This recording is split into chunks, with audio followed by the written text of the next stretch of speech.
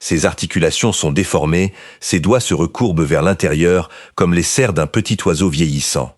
Ses mains agrippent les plis de sa robe noire, cette étoffe opaque qui absorbe les projecteurs, ne laissant apparaître que son visage et ses mains, suspendus dans le vide. Avant même que la première note de piano ne vienne rompre le silence de l'Olympia, elle livre déjà un combat silencieux contre le tremblement de ses genoux. Le public ne regarde pas une femme. Il regarde un phénomène sonore qui semble se nourrir de la chair même de l'interprète. Son nom inscrit sur son acte de naissance est Édith Gassion. Les archives de la police parisienne de 1915 ne font état d'aucune naissance sous un lampadaire rue Belleville, malgré la légende qu'elle a elle-même contribué à répandre. Elle est en réalité née à l'hôpital Tenon. Sa mère, Lynn Marsat, était chanteuse de rue et confia le bébé à sa grand-mère maternelle, une femme qui, selon les témoignages des voisins de l'époque, préférait lui donner du vin coupé d'eau plutôt que du lait, persuadée que cela éliminerait les germes. L'enfance d'Édith fut marquée par la négligence et l'obscurité. Son père, Louis Gassion, acrobate itinérant capable de se contorsionner, la sauva de la malnutrition et l'emmena dans un tout autre milieu, un bordel en Normandie tenu par sa grand-mère paternelle. Là, les femmes qui y travaillaient devinrent ses protectrices improvisées. À l'âge de 3 ans, le monde de la petite fille s'est effondré. Une kératite l'a rendue aveugle. Pendant 4 ans, elle a vécu dans l'obscurité. Aucun document médical ne vient étayer le miracle qu'elle racontait toujours à propos de son pèlerinage au tombeau de Sainte Thérèse de Lisieux. Ce qui est attesté, c'est une convalescence lente et douloureuse qui lui a permis de recouvrer la vue à l'âge de 7 ans. Lorsqu'elle a rouvert les yeux, la première chose qu'elle a vue n'a pas été la lumière, mais l'asphalte des rues parisiennes. Son père l'avait emmenée du bordel pour l'accompagner à ses spectacles de rue. Le système de Louis était simple. Il faisait ses contorsions pendant que la petite fille faisait la quête parmi les badauds. Un jour, face à l'indifférence des passants, Édith ouvrit la bouche et chanta la Marseillaise. L'effet fut immédiat. Les pièces commencèrent à tomber, comme jamais les acrobaties de son père n'avaient pu le faire. À cet instant, sa voix se révéla un outil de survie, un moyen de se nourrir. À 15 ans, Édith quitte son père. La rue devient son seul lieu de travail. Elle dort dans des pensions sordides et partage ses gains avec Simone Berthaud, qu'elle surnomme Momone, et qui devient sa compagne de tous les instants au coin des rues de Pigalle. Point de technique vocale, pas de soins particuliers. Elle chante à plein poumon pour couvrir le bruit de la circulation et les cris des vendeurs ambulants. Ses cordes vocales commencent à se raffermir, cette texture éraillée qui, des années plus tard, deviendra sa marque de fabrique. En 1932, à 17 ans à peine, Édith donna naissance à son unique enfant, Marcel. Le père était Louis Dupont, un livreur avec qui elle partageait une minuscule chambre. Édith manquait d'instinct maternel et de ressources financières. Elle continuait de chanter dans la rue, laissant l'enfant seul à la maison ou la portant sous la pluie. Sa relation avec Dupont prit fin rapidement et il prit la petite fille. 2 ans plus tard, Marcel mourut d'une méningite. Les archives de l'époque indiquent qu'Édith dut passer la nuit chez un inconnu en échange de 10 francs pour compléter l'argent nécessaire aux funérailles de sa fille. Il n'y eut pas de deuil public. Dès le lendemain de l'enterrement de Marcel, Édith était de retour à son coin habituel de la rue Troyon. C'est là qu'un homme s'arrêta pour l'écouter. Louis Leplé était propriétaire du Guerniz, l'un des cabarets les plus raffinés des Champs-Élysées. Il découvrit une femme minuscule, à peine 1,47 mètres, vêtue de haillons et dotée d'une voix qui semblait disproportionnée par rapport à sa taille. Leplé ne cherchait pas une artiste accomplie, mais plutôt une artiste authentique et brute, qu'il pourrait vendre à la bourgeoisie parisienne comme une rareté exotique. C'est lui qui lui donna le surnom qui la suivrait à jamais, la Môme Piaf. Leplé lui acheta sa première robe noire. Non pas la pièce haute couture qu'elle porterait plus tard, mais un pull en maille inachevé, car Édith n'avait pas les moyens de s'offrir des manches. Il lui apprit à se mouvoir avec retenue, à éviter les gestes excessifs, à laisser sa voix s'exprimer pleinement. Ses débuts chez Guerniz provoquèrent un véritable choc. La société parisienne, habituée aux voix veloutées, fut confrontée à un son qui évoquait le grondement des eaux et le désespoir. L'ascension fulgurante s'interrompit brutalement, sous les balles. En avril 1936, Louis Leplé fut assassiné à son domicile par un groupe lié au milieu qui entourait Édith. La police l'interrogea et la presse la désigna comme complice.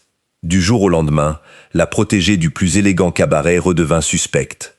Les contrats s'évaporèrent, le nom de Piaf fut entaché de sang et de poudre.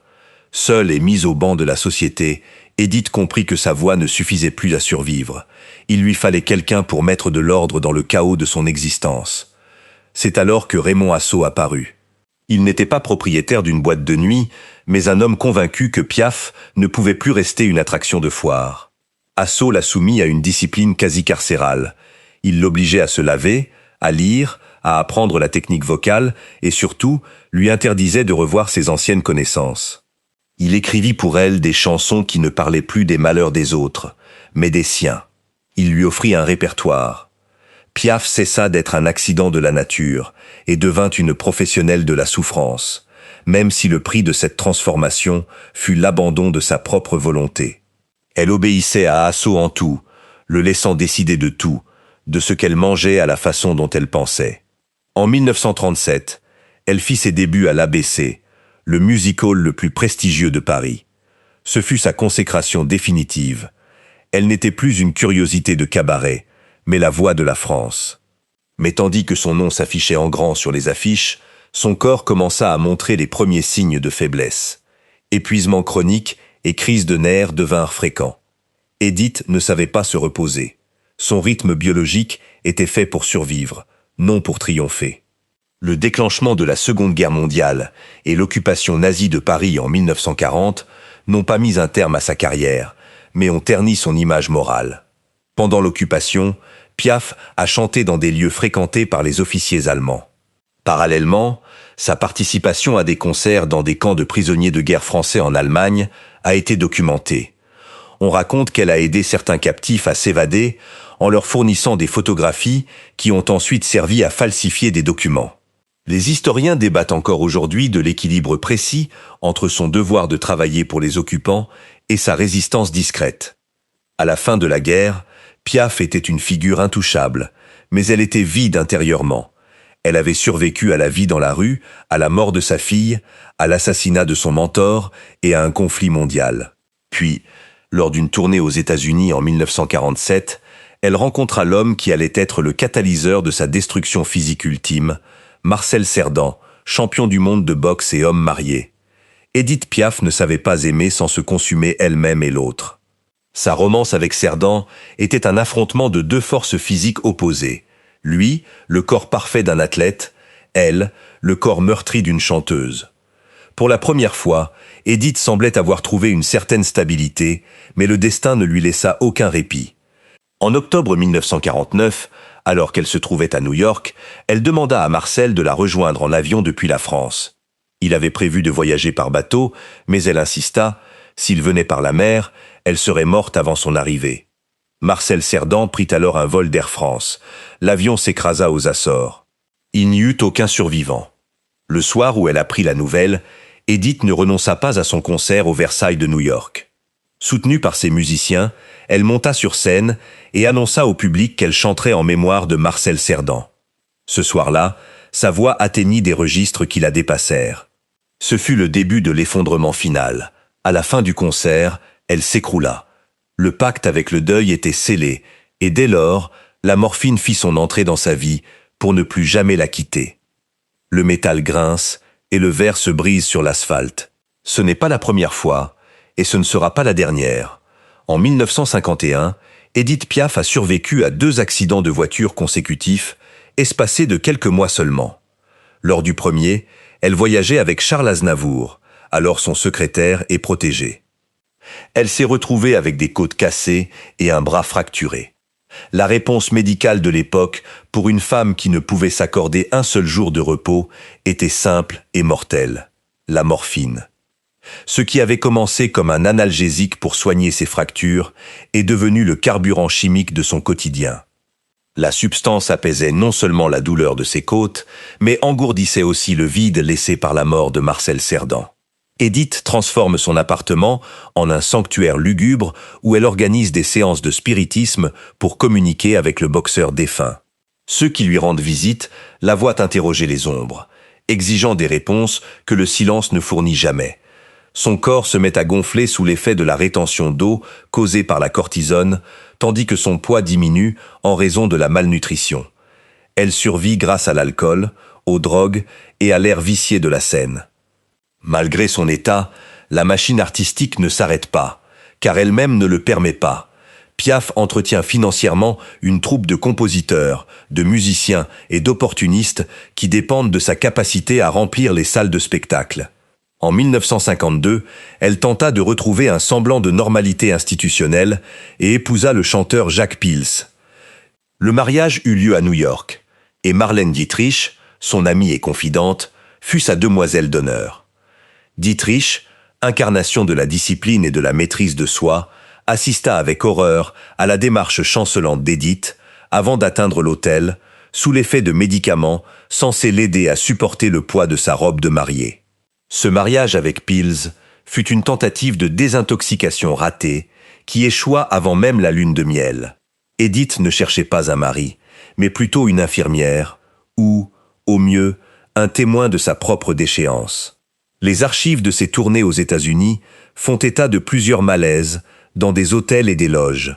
Une fois, en plein concert, sa voix l'a tout simplement lâché.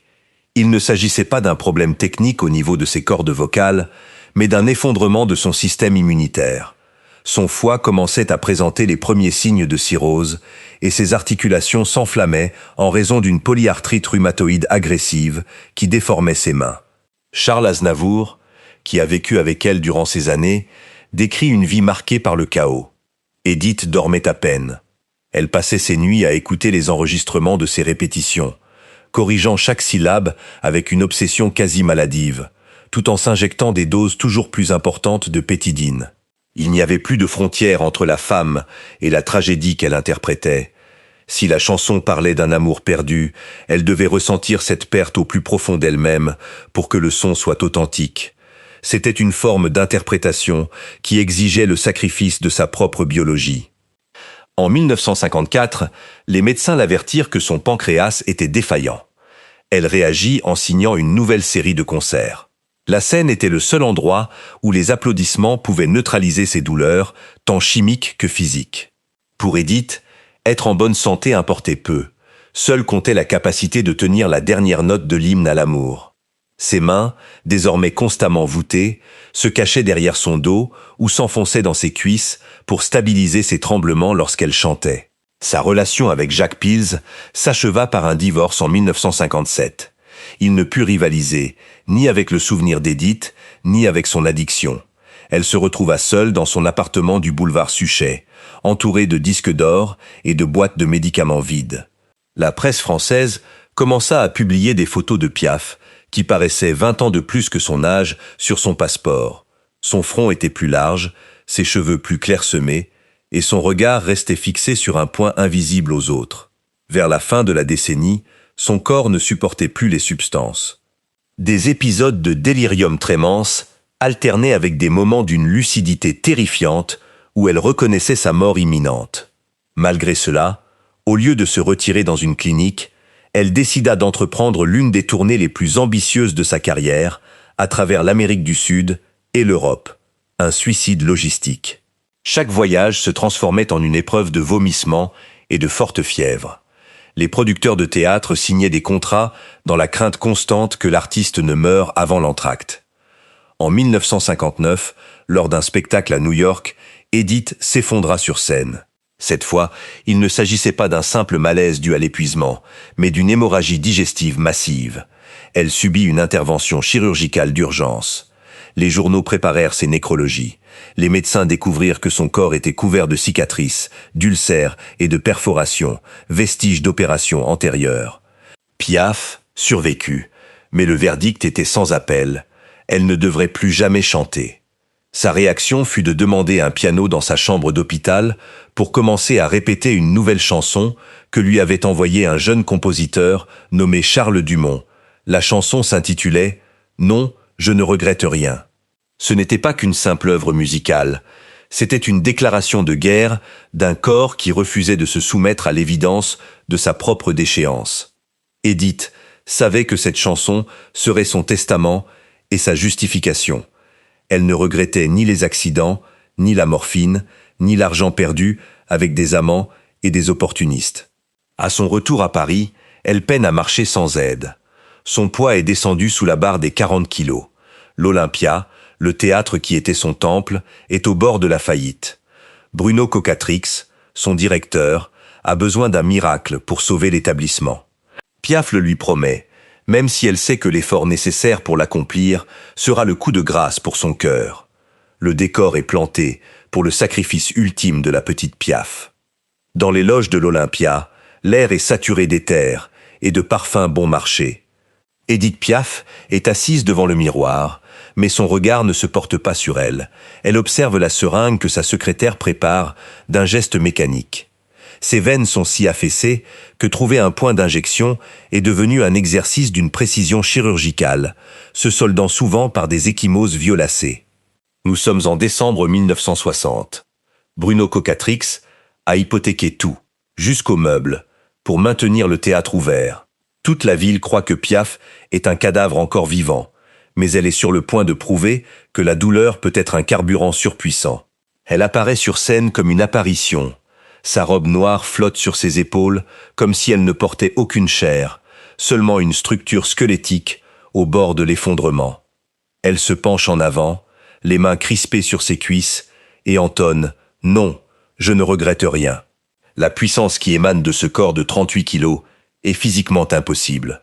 Ce n'est pas une performance, c'est un exorcisme. Le public, s'attendant à assister à des funérailles vivantes, est confronté à une force primordiale qui sauve l'Olympia de la ruine en une seule nuit. Le succès de ces spectacles est indéniable, mais le coût biologique est incommensurable. Edith s'effondre à la fin de presque chaque représentation. Les médecins lui administrent de l'oxygène et des analgésiques sur le côté de la scène avant qu'elle ne puisse saluer une dernière fois. Durant ces semaines de triomphe, sa santé se détériore à un rythme alarmant pour son entourage. Elle développe un œdème qui déforme son visage, l'obligeant à utiliser un maquillage épais pour dissimuler le gonflement. Ses cheveux tombent par poignées, victimes de malnutrition et de dommages causés par les traitements chimiques. Dans cet état de fragilité extrême, le dernier homme de sa vie réapparaît, Théo Sarapo, de son vrai nom Théophanis Lamboukas, un coiffeur grec de 26 ans, au physique de statue antique et à l'ambition sereine. 20 ans les séparent, mais leur vitalité est un gouffre. La presse se moque du couple. Les gros titres laissent entendre que Théo est un profiteur cherchant à s'approprier les droits d'auteur d'une femme dont les jours sont comptés. La réalité dans la chambre du boulevard Suchet est bien moins glamour. Théo ne se comporte pas comme un amant au sens conventionnel du terme, mais plutôt comme un infirmier qui la porte dans ses bras du lit à la baignoire. Malgré l'opposition de ses proches et le tollé général, Edith décida de l'épouser en octobre 1962. La cérémonie, célébrée dans l'église orthodoxe grecque de Paris, fut à la fois grotesque et bouleversante. Edith tenait à peine debout, portait une perruque pour dissimuler sa calvitie, et ses yeux, cernés par la maladie, brillaient d'une détermination fiévreuse. Pour elle, Théo représentait sa dernière chance de ne pas mourir seule, d'avoir un visage jeune à contempler, tandis que le sien s'éteignait. Edith tente de faire de Théo un chanteur, comme elle l'avait fait auparavant avec Yves Montand et Charles Aznavour. Ils enregistrent ensemble « À quoi ça sert l'amour ?» Sur des images télévisées d'époque, on voit Piaf regarder Théo avec un mélange de fierté maternelle et de désespoir. Elle sait qu'elle lui laisse une montagne de dettes et un nom qui pourrait le briser. Théo embrasse ce rôle avec une loyauté qui surprend même les critiques les plus sévères. C'est lui qui essuie le sang de sa bouche lorsque l'hémorragie interne reprend. Début 1963, le corps d'Edith Piaf ne répondait plus, même à la morphine. Son foie était ravagé par une cirrhose et des années de toxicomanie. Les médecins diagnostiquèrent un cancer du foie en phase terminale. Elle ignora le diagnostic et continua de planifier des tournées et de nouveaux enregistrements. Son esprit se réfugiait dans un déni quasi psychotique de la réalité physique, convaincue que tant qu'elle chanterait, la mort n'oserait pas interrompre la mélodie. En avril 1963, elle donna son dernier spectacle au Casino de Lille. Ce fut un spectacle désastreux. Elle oublia les paroles, sa voix se brisa et elle dut chanter assise, ses jambes ne pouvant plus la soutenir. Le public, au lieu de la huer, pleura. C'était le spectacle d'une femme se désintégrant sous ses propres yeux. En quittant la scène, elle s'effondra pour la dernière fois en public. Elle fut transportée d'urgence dans une clinique de Neuilly. Edith passe ses derniers mois dans une villa à Place-Cassier, près de Grasse, dans le sud de la France. Théo la tient à l'écart des médias. Plongée dans un brouillard de sédatifs, elle perd la notion de son identité et du lieu où elle se trouve. Elle n'est plus la star internationale, mais une petite femme ridée et silencieuse, plus légère qu'une fillette de 10 ans. La petite voix a cessé de chanter, et dans le silence de cette villa provençale, l'épuisement physique finit par avoir raison d'elle. Le 10 octobre 1963, à 13h10, le cœur d'Edith Piaf s'arrêta. Pourtant, officiellement, elle ne mourrait ni à cet instant, ni à cet endroit. Ce qui suivit fut un ultime acte orchestré par Théo et ses proches pour exaucer le vœu de la chanteuse, mourir dans son cher Paris. Théo plaça le corps de sa femme dans une ambulance et entreprit un périple effréné de 800 km vers le nord, dissimulant son décès aux autorités afin que le certificat de décès puisse mentionner ce qu'elle avait toujours souhaité. Le pare-brise vole en éclats, projetant une pluie de verre qui s'abat sur le visage d'Edith. Nous sommes en septembre 1958. Le conducteur est Georges Moustaki, un jeune compositeur de 24 ans, aux cheveux noirs et au regard profond. Elle a 42 ans, mais son corps affiche la fragilité d'une vieille femme. C'est son 3e grave accident de voiture en 10 ans. Tandis que Moustaki s'en sort quasiment indemne, Edith souffre de profondes blessures au visage et de nouvelles fractures, qui s'ajoutent à celles de 1951, jamais complètement guéries. Son corps ne réagit plus par une inflammation, mais par un effondrement total. Moustaki n'est que le dernier nom en date sur la longue liste des hommes qu'Edith recrute, non seulement pour combattre sa solitude, mais aussi pour tenter une sorte de transfusion de vitalité. Sa méthode pour entrer en contact avec eux est toujours la même. Elle repère un jeune talent, l'installe dans sa maison du boulevard Suchet, lui dicte sa façon de s'habiller, ses lectures, sa démarche, et finit par le contraindre à composer des chansons pour elle. C'est un processus d'absorption. En retour, elle leur offre la clé de la gloire. Ce fut le cas avec Yves Montand, avec Charles Aznavour, et maintenant avec Moustaki qui, sous la pression d'Edith, écrit « Milord », le tube qui dominera les charts européens, tandis qu'elle dépérira intérieurement. L'appartement du boulevard Suchet se transforme en tribunal nocturne. Edith ne supporte ni le silence, ni l'obscurité. D'après son personnel, ses journées commencent à 3 heures de l'après-midi et se terminent à l'aube. Les invités ne cessent de se succéder, des musiciens répètent dans le salon et les bouteilles de vin se vident sans retenue. Dans ce contexte, la santé de Piaf se détériore rapidement. Son régime alimentaire se compose presque exclusivement de bière, de viande crue et de fortes doses de médicaments. La discipline qu'elle exige de ses protégés est précisément celle qu'elle n'est plus capable de s'appliquer à elle-même. Les dossiers médicaux de la fin des années 1950 font état d'une série d'interventions chirurgicales dignes d'un rapport de guerre, opération du pancréas et de l'estomac, et drainage constant pour soulager l'œdème de ses jambes. Une fois, pour une apparition télévisée, les maquilleurs durent utiliser du ruban adhésif derrière ses oreilles pour retendre la peau de son visage, relâché par la perte de poids et des douleurs chroniques. Edith se regarda dans le miroir et, selon sa secrétaire, ne vit qu'un outil de travail qui commençait à la trahir. Sa relation avec Moustaki se termine brutalement. Il ne peut plus satisfaire son besoin constant d'attention. Edith ne laisse aucune vie à ses partenaires en dehors de son orbite. Quand il part, elle ne pleure pas. Elle se contente de chercher le prochain nom sur sa liste de compositeurs disponibles. Son besoin de s'entourer de jeunes gens est, au fond, une tentative biologique de récupérer l'énergie dépensée sur scène. Mais l'effet est inverse. Le contraste avec la jeunesse de ses compagnons ne fait que souligner la fragilité de sa peau. En 1959, lors de son séjour à New York, les médecins de l'hôpital presbytérien pratiquèrent une biopsie. Le diagnostic tomba, cirrhose atrophique. Ce n'était pas seulement l'alcool, mais aussi l'effet cumulatif de la morphine et de la pétidine qu'elle prenait pour survivre depuis la mort de Cerdan. Le foie d'Édith Piaf ne filtrait plus les toxines. Son sang commençait à s'empoisonner. Au lieu de s'arrêter, elle ordonna à sa secrétaire d'acheter davantage de robes noires, cette fois-ci d'une taille inférieure. Son corps s'amincissait, mais son ambition de conquérir la scène restait intacte.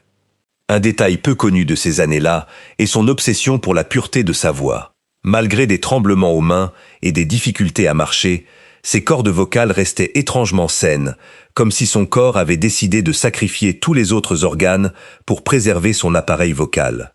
Piaf pouvait être au bord de l'évanouissement, incapable d'articuler une phrase cohérente lors d'une conversation privée, mais dès qu'elle se tenait devant un micro, sa maîtrise du souffle était impeccable.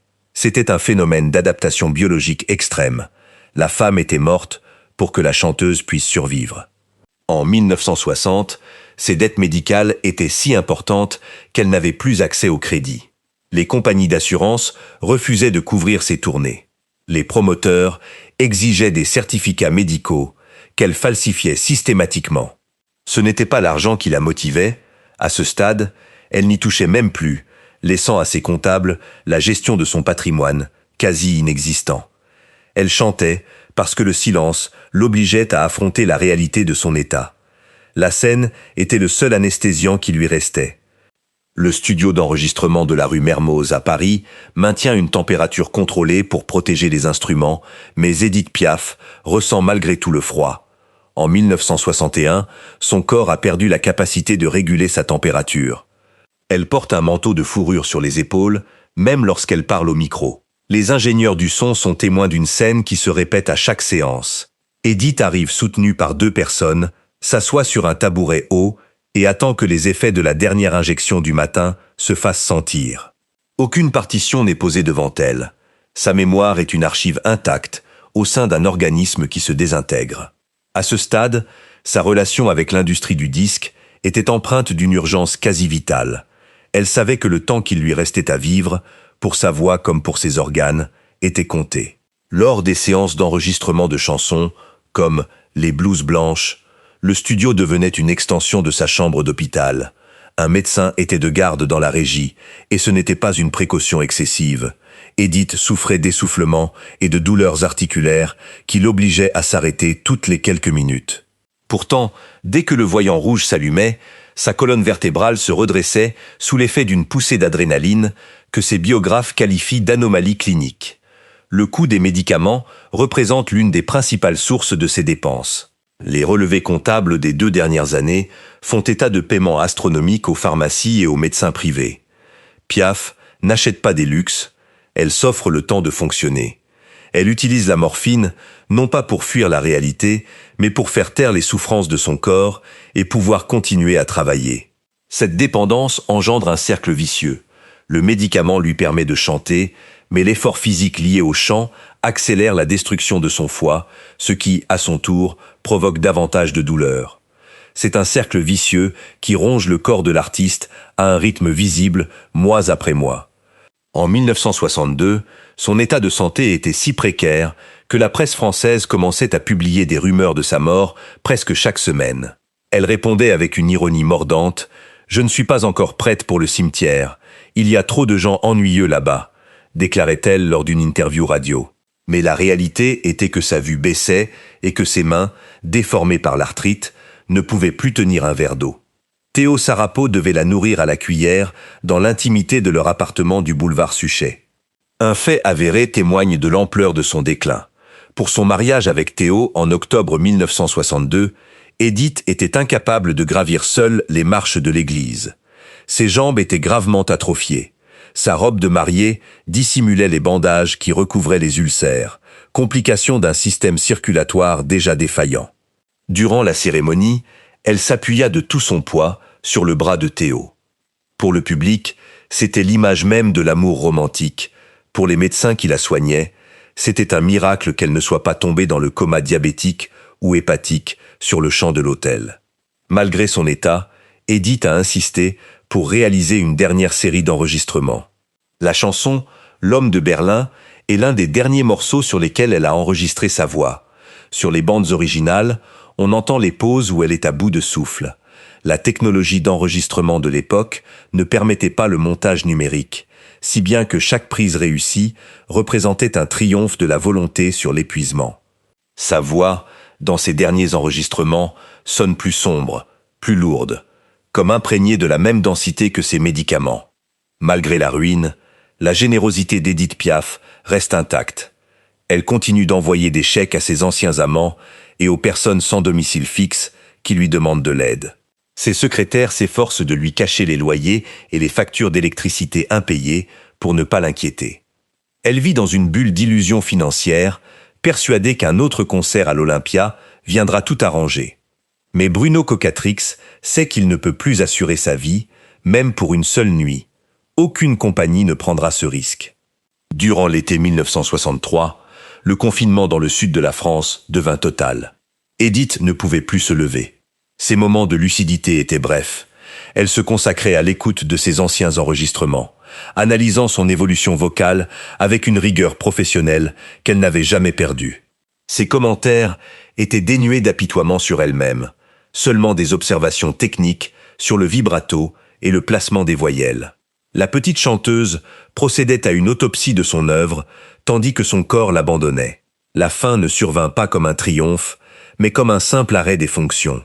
Théo Sarapo nota dans son journal intime que, ces dernières semaines, Édith parlait à peine.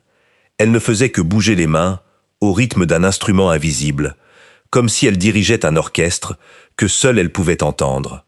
La combustion biologique, qui avait commencé dans les rues de Belleville, était sur le point de consumer le dernier filament d'énergie disponible.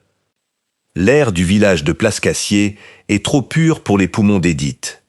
Elle, qui s'est nourrie de la fumée des cabarets et des émanations des boulevards, passe ses derniers jours dans une pinède et un silence qui lui est étranger. Elle pèse 33 kilos. Son corps ne parvient plus à éliminer l'eau et sa peau a pris la teinte jaunâtre caractéristique de l'insuffisance hépatique terminale.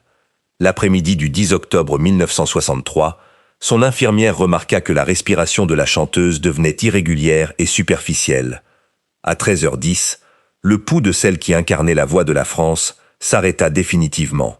À cet instant, Théo Sarapo et la secrétaire d'Édith, Danielle Bonnel, prirent une décision à la limite de l'illégalité.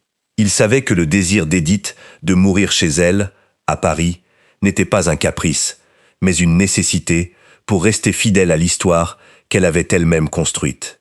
Si son décès était déclaré dans cette petite ville du Sud, le corps serait soumis aux protocoles locaux et l'inhumation au cimetière du Père-Lachaise se transformerait en un véritable cauchemar administratif qui durerait des semaines. Théo ordonne que la mort soit tenue secrète. Le corps d'Édith Piaf est transféré dans une ambulance louée à titre privé sous prétexte d'urgence. Dans l'après-midi et la soirée du 10 octobre, le véhicule parcourt les 800 km séparant Grasse de la capitale. Aucune équipe médicale ne tente de la réanimer. C'est un corps voyageant en silence absolu sur les autoroutes françaises. Théo l'accompagne, veillant à ce qu'aucun contrôle de police n'arrête le véhicule. C'est l'ultime acte de loyauté envers une femme qui lui a laissé une montagne de dettes, mais aussi une identité. Arrivé boulevard Suchet aux premières heures du matin, le corps fut monté à l'appartement, profitant de l'obscurité pour échapper aux photographes qui rôdaient sans relâche. Ce n'est que lorsqu'Édith se reposa dans son lit que le docteur Bernet de Laval fut appelé. Ce médecin, ami personnel de la chanteuse, comprit la situation. Sans poser de questions embarrassantes sur la température corporelle ou la rigidité cadavérique, il signa le certificat de décès. Le document officiel indique qu'Édith Piaf est décédée à Paris le 11 octobre 1963 à 7 heures du matin. La loi française avait été contournée pour que le mythe puisse être enterré avec le récit qu'elle avait elle-même forgé. La nouvelle se répandit à Paris comme une onde de choc. Les stations de radio interrompirent leur programme habituel pour diffuser ses chansons en boucle.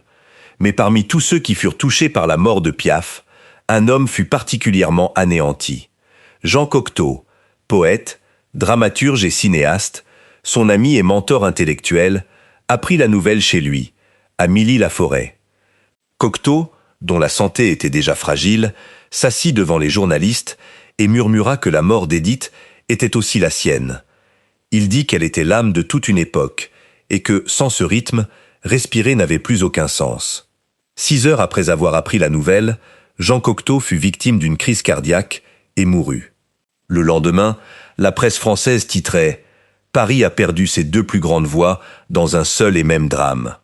Pendant ce temps, boulevard Suchet, le corps d'Édith est préparé pour la veillée funèbre. Un foulard de soie est posé sur sa mâchoire pour dissimuler son menton affaissé, et elle est vêtue de son emblématique tailleur noir.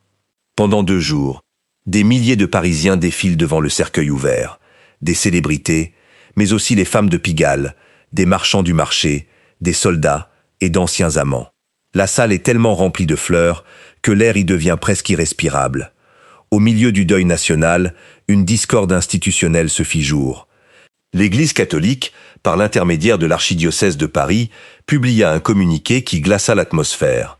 En raison de la vie non conventionnelle d'Édith Piaf, ses divorces, ses amants, son passé dans les maisons closes et une vie marquée par les excès, le cardinal Maurice Felletin lui refusa des funérailles religieuses en présence de sa dépouille.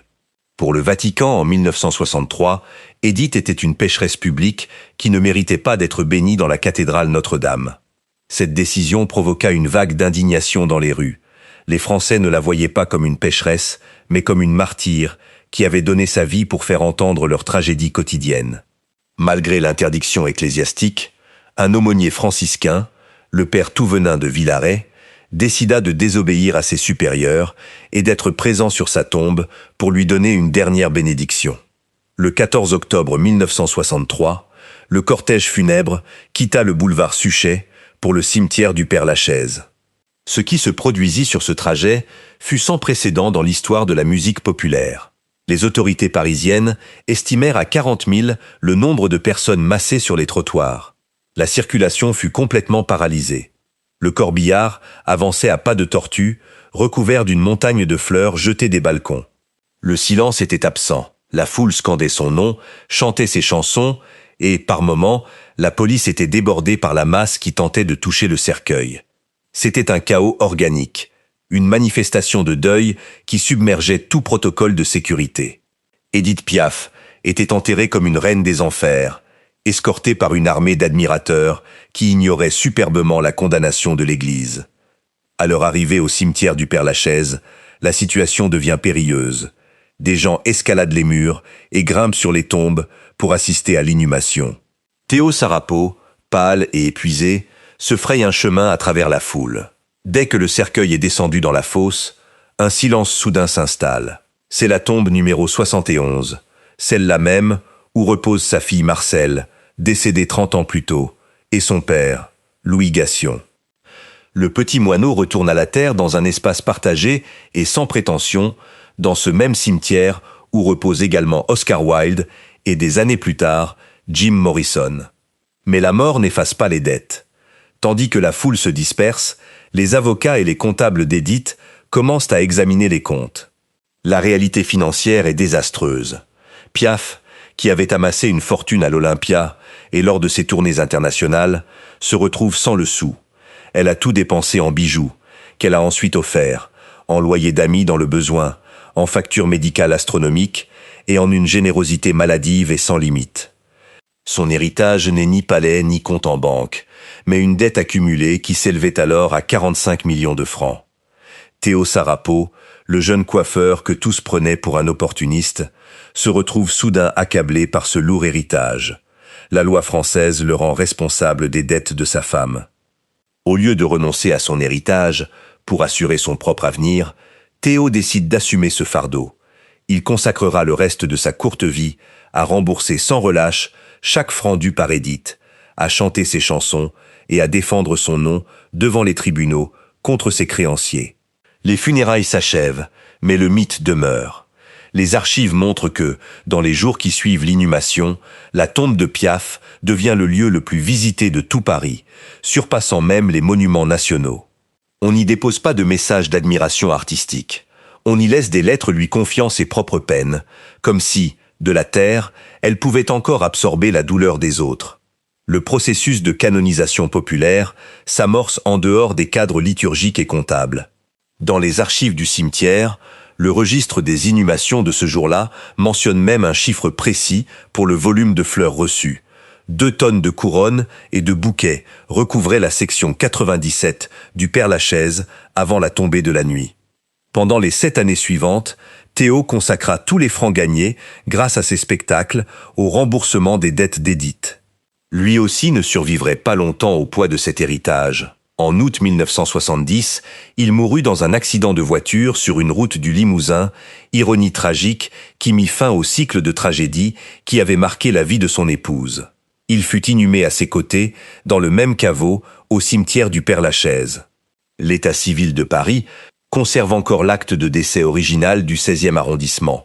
Sur la ligne correspondant à l'heure du décès, le trait de plume indique 7 heures du matin, le 11 octobre, perpétuant administrativement la dernière fiction d'une femme qui a préféré falsifier sa propre fin plutôt que d'accepter une mort survenue hors des lumières de sa ville.